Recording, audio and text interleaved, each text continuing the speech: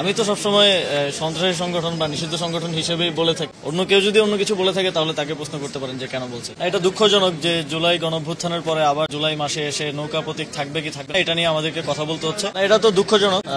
আমরা লক্ষ্য করেছি যে সারা দেশ থেকে বিভিন্ন সন্ত্রাসীরা সেখানে গিয়ে আশ্রয় নিয়েছে এবং গতকালকে একটা নেক্কারজনক ঘটনা সেখানে ঘটেছে। এটা আমরা কখনোই প্রত্যাশা করি না। আমরা চাই যে শান্তিপূর্ণভাবে বাংলাদেশের মানুষ শান্তিপ্রিয়, শান্তিপূর্ণভাবেই সবকিছু রাজনৈতিক কার্যক্রমও চলবে, এটাই আমরা প্রত্যাশা করি। আইনশৃঙ্খলা রক্ষাকারী বাহিনী তো আমার মতে আমি যতটুকু দেখেছি ভালো ভূমিকা পালন করেছে এবং তারা সফলভাবে সেখান থেকে প্রত্যেককে ইভাকুয়েট করতে পেরেছে এবং আশা করছি আমাদের স্বরাষ্ট্র মন্ত্রণালয়ের লিডারশিপে যারা এই ঘটনাগুলো ঘটিয়েছে, অস্ত্রশস্ত্র সহ হামলা করেছে, তারা গ্রেফতার হবে। আমি তো সবসময় সন্ত্রাসী সংগঠন বা নিষিদ্ধ সংগঠন হিসেবেই বলে থাকি। অন্য কেউ যদি অন্য কিছু বলে থাকে তাহলে তাকে প্রশ্ন করতে পারেন যে কেন বলছে। এটা দুঃখজনক যে জুলাই গণঅভ্যুত্থানের পরে আবার জুলাই মাসে এসে নৌকা প্রতীক থাকবে কি থাকবে না, ইভেন আওয়ামী লীগের কার্যক্রম নিষিদ্ধ হওয়ার পরেও নৌকা প্রতীক থাকবে কি থাকবে না এটা নিয়ে আমাদেরকে কথা বলতে হচ্ছে। অল ডিউ রেসপেক্ট, যেহেতু আমাদের ইলেকশন কমিশন সাংবিধানিক প্রতিষ্ঠান এবং আমি সরকারের একটা অংশ হিসেবে না, আমি বাংলাদেশের একজন নাগরিক হিসেবে এবং জুলাইয়ে যারা জীবন দিয়েছে, যাদেরকে হত্যা করা হয়েছে, তাদের জায়গা থেকেও এটা অত্যন্ত